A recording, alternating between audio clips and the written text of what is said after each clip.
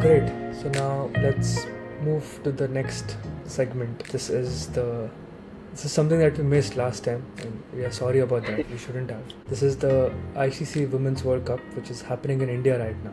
And I think it's been 1 week since it began, or close to 1 week. Obviously, India won against Sri Lanka in their opening game, and they are playing Pakistan on the day of recording this. But hopefully, I think that's a washed out game, so let's see what happens. But hopefully India beats them. But now over to Ved. I haven't had a chance to watch a lot of the World Cup. I obviously know a lot of Indian players, but Ved is, as usual, the cricket Mahaguru. He knows everything about every team. So over to him. It was too humble of you.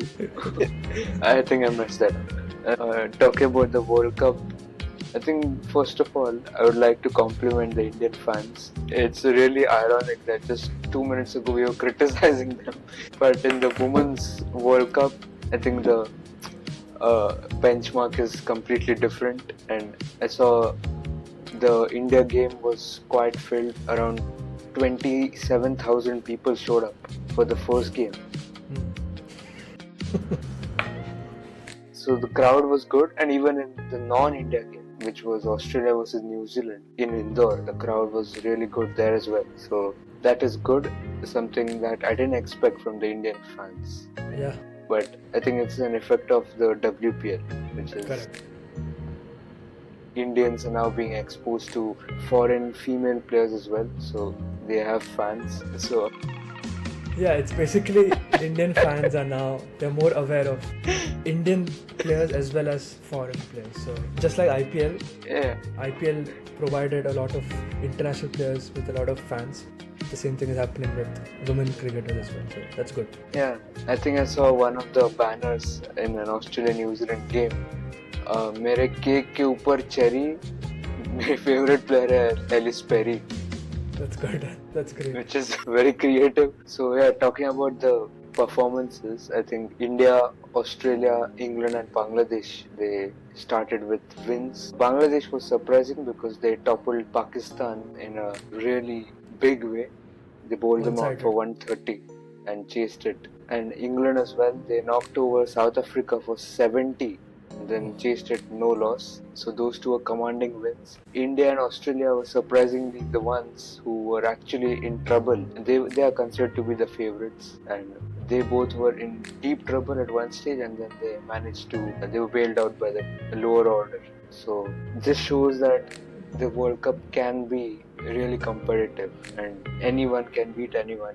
Because surely you didn't expect South Africa to be knocked over that way, and you didn't expect India to be in that position versus Sri Lanka. So this is going to be one of the most competitive Women's World Cups I think we have ever seen. And to focus on India, I think our team has been shaping up really well. And I was following them for a while, and I saw them play a lot of ODI cricket, which is good because women's cricket in India at least doesn't get that amount of help or support from the board. So I saw they were constantly having home series against Ireland, West Indies, and then Australia, New Zealand as well. So it's good, and that's why you can see them actually being ready for this event. So India is a bit reliant on Smriti Mandhana and her form, and you can't blame the team because that's how good she has been. Since the start of 2024, she has scored 747 runs at a strike rate of 96 and an average of 57, which is just unbelievable numbers. I think Pratika Rawal has been a very good addition. It was a bold move to drop Shafali because of the kind of stature that she has, and she can just kill the game on her day. But they decided to go with Pratika, who's been very consistent, so that's good. In the first game, they did go with a very weird combination where they played an extra batter and just had 5 options with the ball, and the 5th one being a part-timer in Amanjot Kaur. So it worked out in the end, but I think they might have to drop one of Harleen Deol or Jemima and accommodate an extra bowler in the future games. So that's what I feel about India. The bowling is known to be a bit off, like when there is dew especially, I think that will happen at some point in this tournament. So that is something to look at as well. And talking about the tournament, so do you have any favorites in your mind? It's a rhetorical question, but you can still answer. Yeah, I saw a graphic recently about the past winners, and it's only been 3 teams: Australia, New Zealand, and England. So they have to be the favorites. Not sure about New Zealand, but Australia, England for sure. And since it's happening in India, and looking at the form and performances, I think India as well are favorites. So I think these 3 teams for me. But what do you think? You're pretty with the performances of all the teams. Yeah, England, I wasn't too hopeful because they just as recently as 3 or 4 months ago, they had a massive kind of a rebel against the coach and they kicked the coach out after a debacle in Ashes.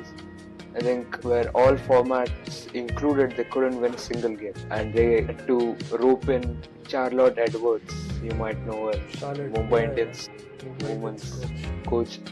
And she has turned it around for them in a very short time. So I don't know how that will go, but Australia are of course the favorites as they always are. But one thing is proven that they are no longer invincible. There's a difference between being strong and invincible. So India have given them a fight for a run for their money quite a few times. They also defeated them in an ODI in the recently concluded series. I think that was also the first time that someone has beaten Australia in ODIs in some chasing or something like that. In the last 70 ODIs, they've lost just 5. And this was one of them. And was it the first time that we beat them in an ODI or something like that? No, the start was that it was the first time they ever conceded 300 runs in an ODI. Yeah, that's insane. When they scored 400 and we got to 370, which was really brilliant. So they can be beaten, and I think on spinning tracks there's a chance. I was actually really hopeful of Sri Lanka giving them a tough fight today, but the match got washed out. Which brings me to my final point, which I would like you to also know, that there are 28 league games in the World Cup, and this World Cup was originally to be hosted by India. They still are the hosts, but Pakistan, of course, is always a thorn in the flesh.